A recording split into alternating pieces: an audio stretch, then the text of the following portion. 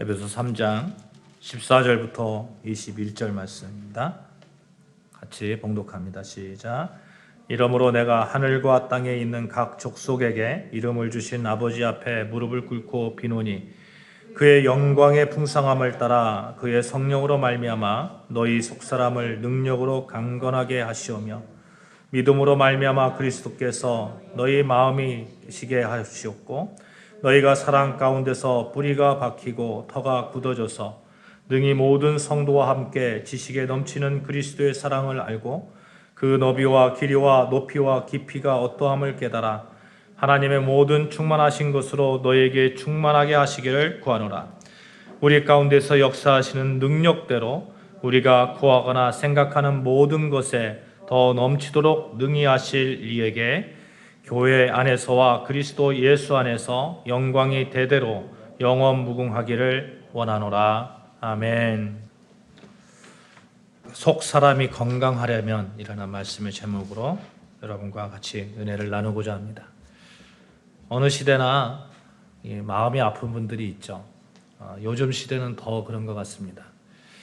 우리나라가 참 잘 사는 나라예요. 2022년도 11월에 한국무역협회 국제무역통상연구원에서 발표한 자료에 의하면 우리나라의 국가 이미지 있잖아요. 국가 이미지가 세계 5위랍니다. 국내 총생산은 10위가 되는 거예요. 어마어마하게 잘 살아요.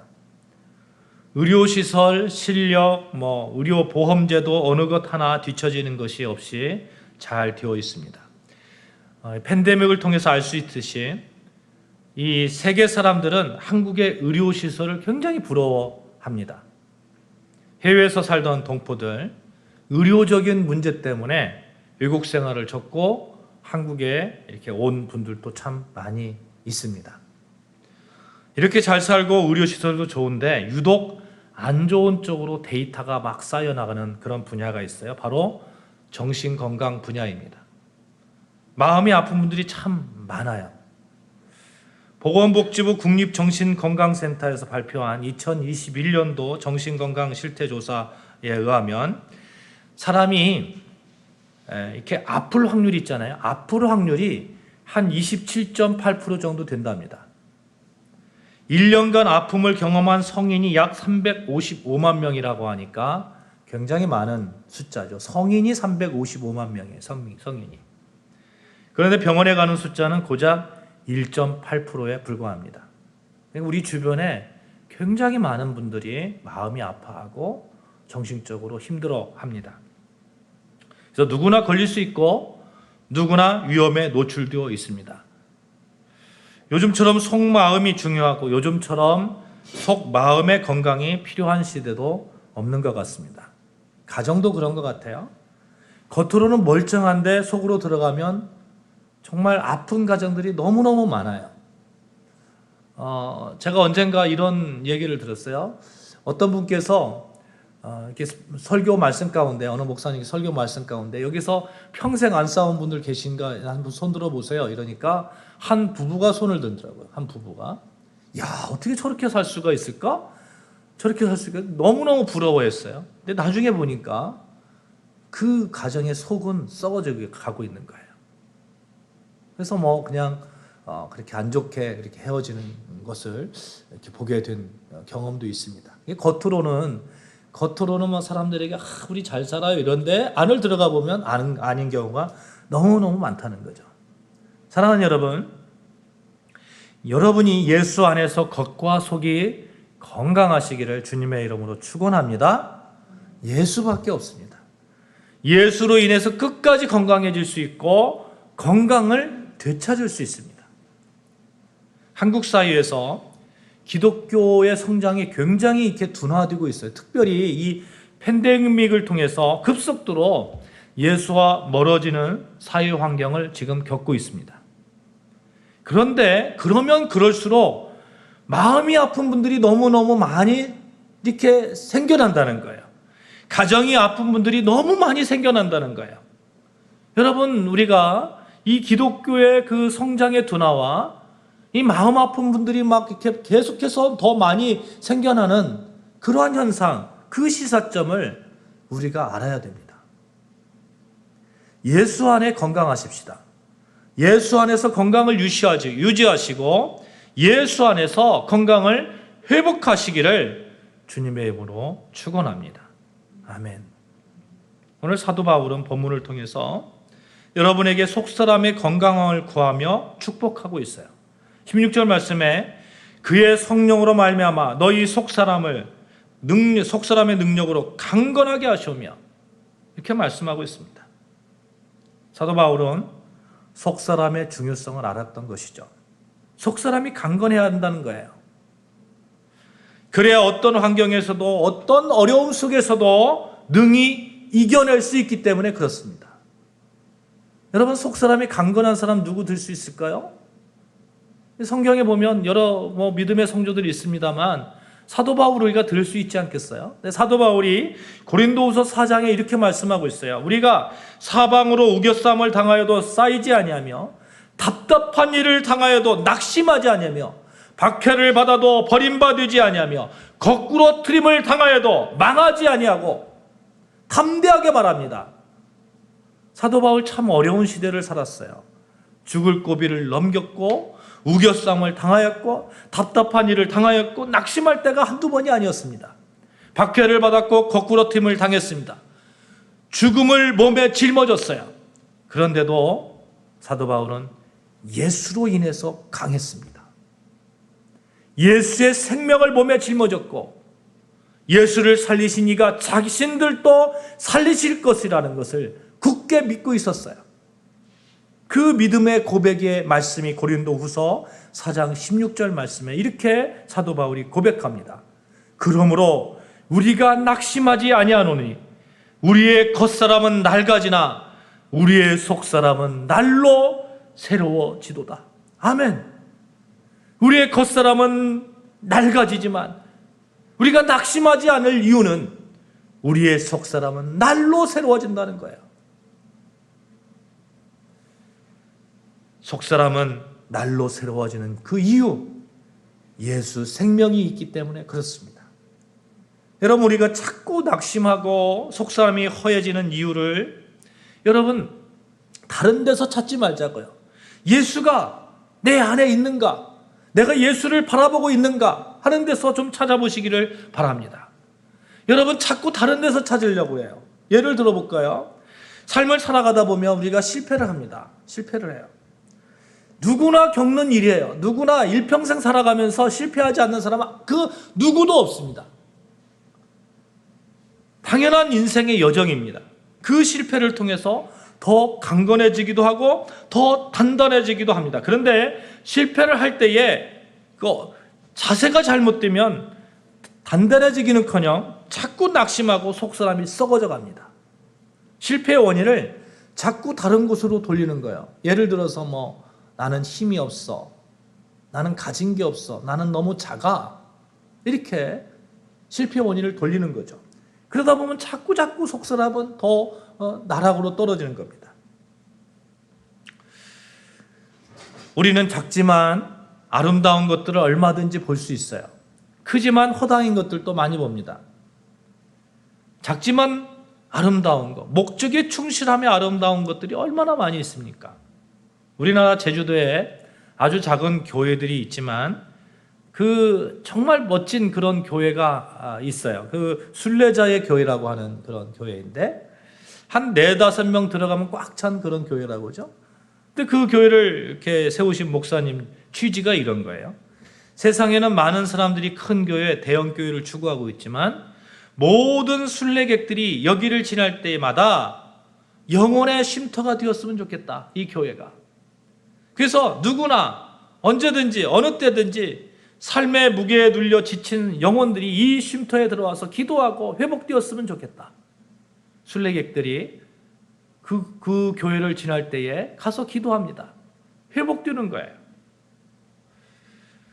이 순례자의 교회는 그 설립 목적에 아주 딱 들어맞는 역할을 감당하고 있습니다. 그래서 아름다운 거예요. 가끔은 작고 아름다운 것이라는 시가 있어요. 이기철이라는 분이 쓴 시인데 한번 들어보세요. 냇물에 흙이 스며 스스로 제 몸을 조금씩 줄이는 일, 가끔은 저렇게 작고 아름다운 것이 내 가슴을 칠 때가 있네. 시인이 시를 쓰려고 만년필 뚜껑을 여는 일, 저녁이 되어 세상의 안악들이 쌀을 씻으려고 쌀뚜개 뚜껑을 여는 일, 작은 소와 말들이 하루의 노동을 끝내고 마구간에 고단한 눈을 감는 일, 저 작고 아름다운 것이 내게는 세상에서 가장 크고 가장 거룩하게 보일 때가 있네. 시인이 시를 쓰려고 만년필 뚜껑을 여는 일, 여러분이 가지고 있는 그 재능을 사용하려고 몸부리치는 일, 그 모습, 작은 소와 말들이 하루의 노동을 끝내고 마구간에서 고단한 눈을 감는 일, 작게 보일지라도 존재하는 이유가 확실할 때에는 아름답고 낙심할 이유가 없는 거죠. 그런데 자꾸 환경의 크기, 작고 크고의 문제를 보고 그러니까 낙심하는 거예요. 본질에 가깝게 사느냐, 이것이 너무너무 중요한데, 사랑하는 여러분, 우리가 본질에 가깝게 사는 그 가장 큰 본질이 무엇입니까? 여러분과 제가 이 세상을 살아가면서 가장 큰, 하나님께서 주신 내 삶의 가장 큰 본질은 무엇입니까? 우리 신앙의 선조들은 이렇게 고백했어요. 하나님을 영화롭게 하는 것과 그를 영원토록 즐거워하는 것이다. 우리도 역시 그렇게 고백합니다. 사람의 제일 되는 목적은 하나님을 영화롭게 하는 것이다. 그를 영원토록 즐거워하는 것이다. 이게 확실하면, 이 존재의 의미가 확실하면, 여러분, 어떻게 우리가 실패 앞에서 거꾸로 트림을 당할 수 있겠습니까? 속사람의 강건함을 굳게 할 수 있지 않겠어요? 교회도 마찬가지죠. 복음 앞에 교회가 바로 설 때에 교회의 강건함을 유지할 수 있습니다. 가정도 마찬가지죠. 결혼한 부부가 가정을 이루는 것, 그 가정을 통해서 이루고자 하시는 하나님의 뜻이 계셔요.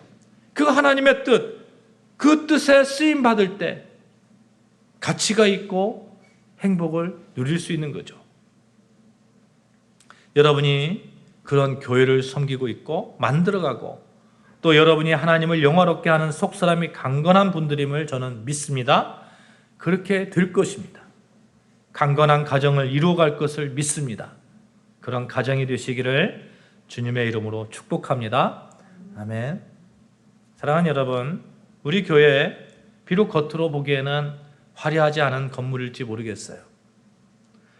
그러나 아름다운 여러분들이 계시고 정말 내면의 속사람이 날로 새로워지는 그런 여러분, 그런 그 아름다운 교회 성도들이 있기 때문에 우리 교회는 정말 미래가 있고 하나님께서 우리 교회를 크게 쓰임받게 하는 그 일 가운데 세우시라고 저는 확실합니다. 예수를 바라보지 않고 환경을 바라보는 것에서 오는 낙심이 있는 것과 마찬가지로 사람이 낙심하는 이유가 있어요. 예수를 바라보지 않고 자기 자신을 너무 과대평가하거나 과소평가하는 데서 오는 낙심함이 있습니다. 제가 설교를 준비하면서 마음치유라는 단어를 구글에서 서치해 봤어요. 한글로 서치했는데 마음치유 이러니까 한 1070만 그런 그 검색된 결과가 나오더라고요. 마음치유학교, 마음치유연구소, 마음치유센터, 얼마나 많은지 모릅니다. 또 마음의 건강이라는 단어를 쳐보니까 4,680만이 검색되었어요. 마음이라고 치니까 1억 7,600만이 검색되었습니다. 계속해서 0.1초, 0.2초마다 계속 새로운 그 결과물들이 막 생성되는 거예요. 이 말의 의미가 무엇일까요? 여러분, 어떤 이유에서 마음의 상처가 받으면 그것을 내가 치유할 수 있다고, 사람이 치유할 수 있다고 생각하는 거예요. 그렇게 노력하는 거예요. 자기가 자기의 마음을 치유할 수 있다고 생각하는 것처럼 어리석은 것이 없습니다. 왜냐하면 사람은 자기 마음대로 자기를 보고 남을 바라보기 때문에 그런 거예요. 한마디로 자기 마음대로 생각합니다. 내 마음의 크기로 생각하는 거예요. 이미 상처난 내 마음을 가지고 자기를 바라보고 있는데 어떻게 치유될 수가 있겠어요? 이미 편견된 시각으로 남을 바라보는데 근본적인 치료가 되겠어요? 저 사람은 마음이 아픈 사람이야. 이런 편견을 가지고 바라보는데 내가 그 편견으로 그 사람을 치유하려고 할 때 나도 이미 마음이 아픈데 치유가 되겠습니까? 과학의 힘을 빌리지만 결국 자신의 경험과 자기의 지식으로 남을 치유하라 할 것입니다. 그런데 자기의 경험, 지식 또한 상처투성인데 왜곡되기 쉽지 않겠어요? 그렇잖아요. 책의 힘을 빌려서 자신의 마음을 다잡으려고 하고 명상을 통해서 자신의 마음의 건강을 지키려고 하지만 그렇게 쉽지 않습니다. 근본적으로 사람은 사람의 마음을 완전하게 할 수 없기 때문에 그렇습니다. 그것처럼 오만인 것이 어디가 있습니까? 어느 정도는 알 수 있지만 완전히는 알 수 없어요. 그것이 인간입니다. 우리는 창조주가 아니기 때문에 그렇습니다. 물론 정신적으로 어려움이 있으면 다른 이들에게 도움을 구해야 되고 치료를 위해서 노력해야 되는 것이 지혜로운 것입니다만 그것이 전부가 될 수 없고 완전해질 수 없다는 거예요. 오해하지 말자는 거예요. 내가 내 마음을 다스릴 수 있다고 오해하지 말자는 거예요. 사랑하는 여러분, 우리는 우리 자신, 내가 내 마음을 어떻게 해볼 거라는 그런 착각에서 벗어나야 됩니다. 인간이 얼마나 연약한지에 대해서 인정을 해야 돼요. 그리고 그 인정 가운데 하나님을 의지하려고 하는 그러한 믿음이 이렇게 계속해서 솟아나와야 됩니다. 하나님을 의지하지 않고 자신이 어떻게 해보려는 것, 그러다가 깨지는 거예요. 그러다 실수하는 거예요. 성경에 이런 사건이 있죠. 예수님께서 십자가에 돌아가시기 전에 겟세마네 동산에서 기도할 때의 일입니다. 예수님께서 제자들에게 기도를 부탁하셨어요. 나를 좀 위해서 기도해줘라. 근데 예수님은 저만치서 땀방울이 핏방울이 되도록 기도할 때 제자들은 어떠했습니까? 같이 기도했습니까? 그렇지 않습니다. 기도해야 될 제자들, 그들은 육체의 어려움을 이겨내지 못하고 마음의 결단을 지켜내지 못합니다. 제자들 그랬을 거 아니에요. 예수님께서 기도해줘라 그러니까 마음으로 그래 나도 기도해야지 그랬을 거 아닙니까? 그런데 육체에서 계속 잠이 오는 거예요. 잠이 오는 거예요. 그때 예수님께서 하신 말씀이 있어요. 마음에는 원이로되 육신이 약하도다. 마음을 지키려도 육신의 그 영향을 받는 것이 인간이에요. 여러분, 육신이 언젠가는 죽잖아요. 그런 육신의 건강, 육신의 영향을 받는 그 마음, 내가 어떻게 해보려고 할 때에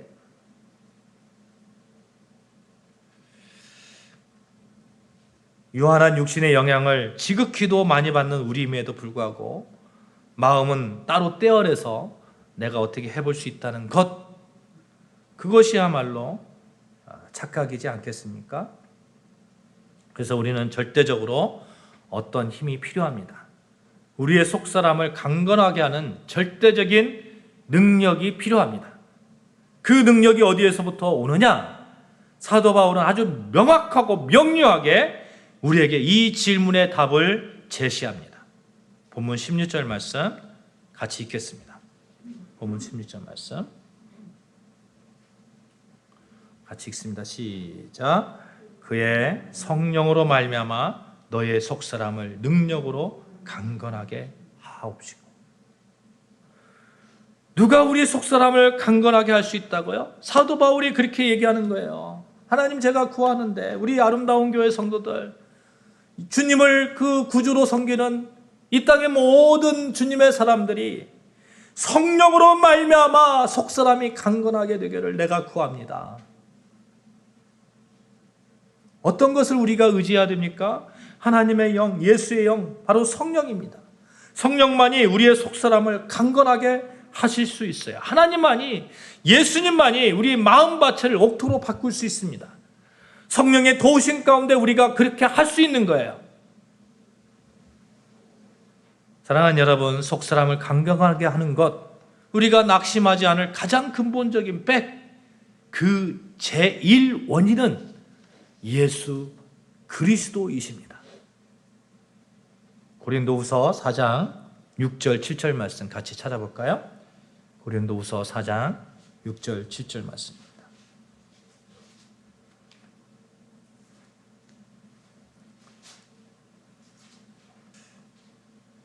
고린도후서 4장 6절 7절 말씀 같이 읽습니다. 시작. 어두운 데에 빛이 비추라 하셨던 그 하나님께서 예수 그리스도의 얼굴에 있는 하나님의 영광을 아는 빛을 우리 마음에 비추셨느니라. 우리가 이 보배를 질그리게 가졌으니 이는 심히 큰 능력은 하나님께 있고 우리에게 있지 아니함을 알게 하려 함이라. 아멘. 빛을 창조하신 하나님께서 예수 그리스도를 통해서 우리에게 마음의 빛을 비추셨다는 거예요. 마음의 빛을. 그래서 우리는 예수를 통해서 어떻게 할 수 있습니까? 빛 가운데서 사방에서 압박을 받아도 눌리지 않습니다. 난처한 일에 빠져도 절망하지 않고요. 핍박을 받아도 버림을 받지 않고 넘어져도 망하지 않고 그렇게 강건해질 수 있어요. 왜요? 예수를 통한 빛이 우리 마음에 비추기 때문에 그렇습니다. 예수의 빛이 내 마음속에 있는 거예요. 여러분, 예수가 있어야 돼요. 예수가. 우리는 예수의 빛이 필요한 사람들입니다. 사랑하는 여러분, 우리 속사람을 강건하게 하는 성령, 하나님의 영, 예수의 영 가운데 나의 속사람을 성령의 능력으로 변화되기를 치유해 주시기를 간구하시기를 바랍니다. 아멘. 예수 붙드십시오. 예수의 빛이 내 마음에 영원토록 비춰져서 모든 바이러스들이 빛으로 물러가고 깨끗해지기를 간구하십시오.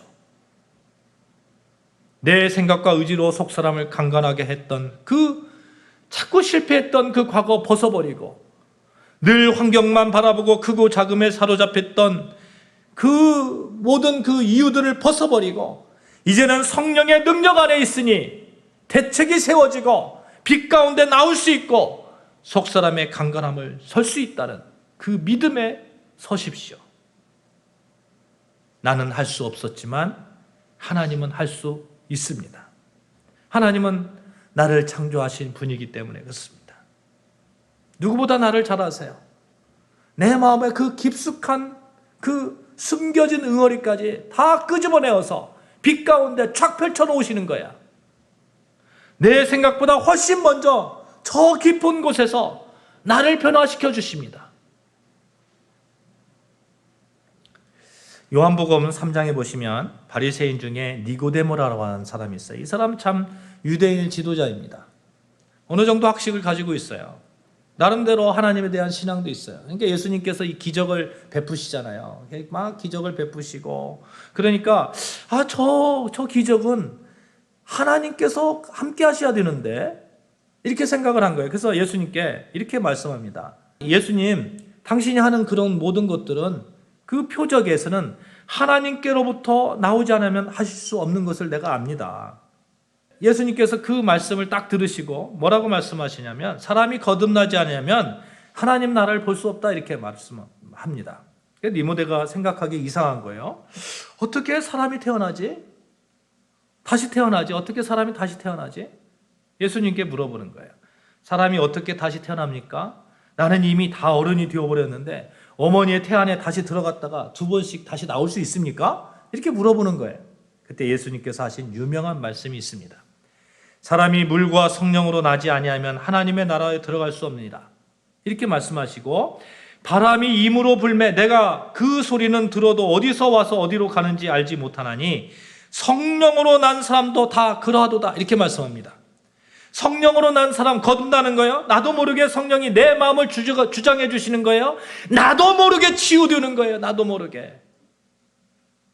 내 마음이 어느 순간에 나도 모르게 빛 가운데 있는 거예요. 언제 나왔지? 언제 나왔지? 사랑하는 여러분, 성령만이 그렇게 하실 수 있습니다. 성령만이 우리의 속사람을 강건케 하십니다. 성령만이 나약함을 이겨내게 하십니다. 예수 붙드십시오.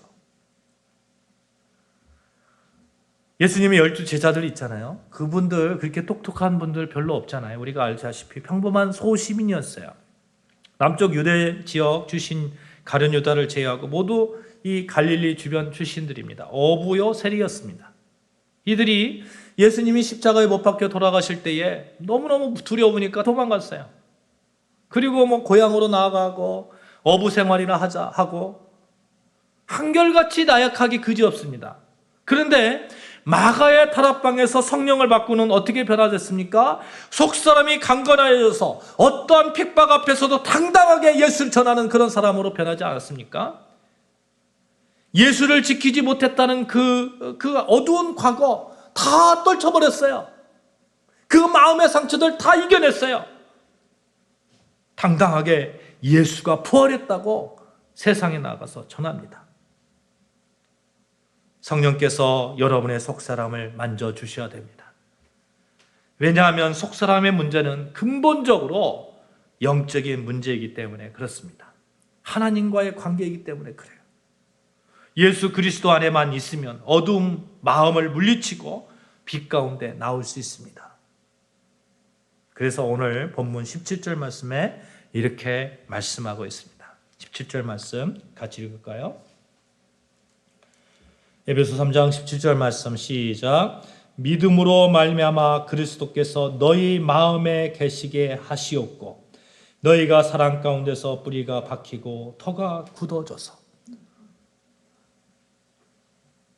사랑 가운데 뿌리가 박히고 터가 굳어지는 그 일, 믿음으로 말미암아 그리스도께서 너희 마음에 계시게 하시옵고 믿음을 통해서 그리스도께서 우리 마음에 계시게 해야 합니다.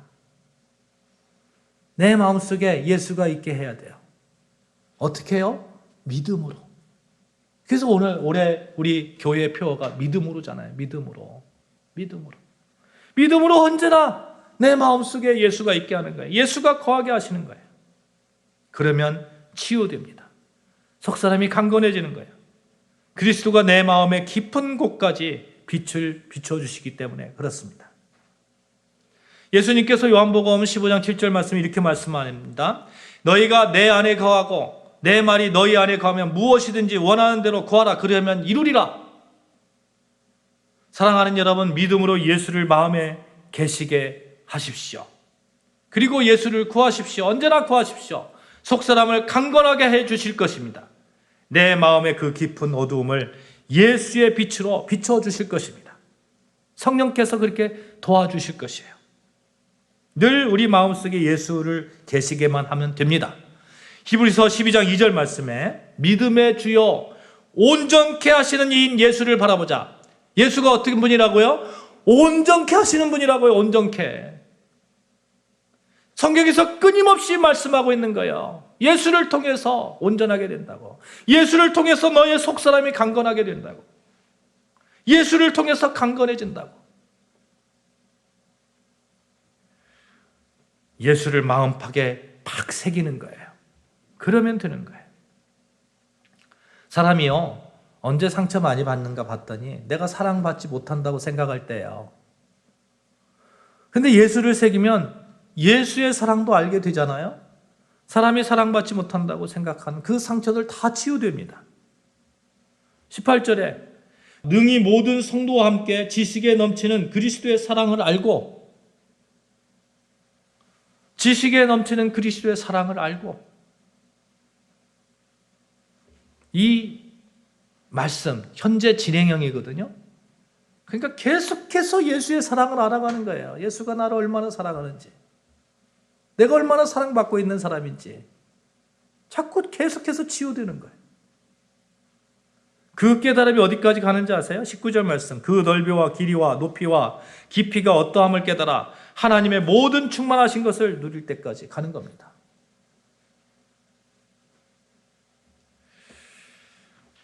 이렇게 끊임없이 계속해서 그리스도의 사랑을 알아가는 자에게 하나님이 놀라운 축복을 주시는데, 오늘 본문 3장 20절 말씀 우리 같이 한 목소리로 봉독하겠습니다. 3장 20절 말씀 같이 읽습니다. 시작. 우리 가운데서 역사하시는 능력대로 우리가 구하거나 생각하는 모든 것에 더 넘치도록 능히 하실 이에게. 여러분 구하는 거 있잖아요. 여러분 구하는 거 있으면 구하십시오. 여러분 바라는 거 있으면 구하십시오. 더 넘치도록 채워주실 거예요. 더 넘치도록. 여러분이 마음에 예수를 모시고 있으면 더 넘치도록 채워주십니다. 하나님 째째하게 해주시는 거 아니에요. 우리가 온갖 구하는 것이나 생각하는 것에 더 넘치도록 능히 채워주실 그런 분이십니다. 사랑하는 여러분, 우리가 속사람이 강건하게 되기를 소망합니다. 아멘. 그러기 위해서 하나님의 은혜를 사모하시길 바라고 오직 성령의 능력을 구하시고 믿음으로 그리스도께서 내 마음에 항상 계시기를 소망하고 구하십시오.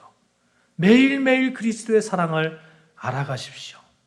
하나님께서 여러분과 저를 빛 가운데 서게 하실 것입니다. 여러분의 마음에 빛을 비춰주실 거예요.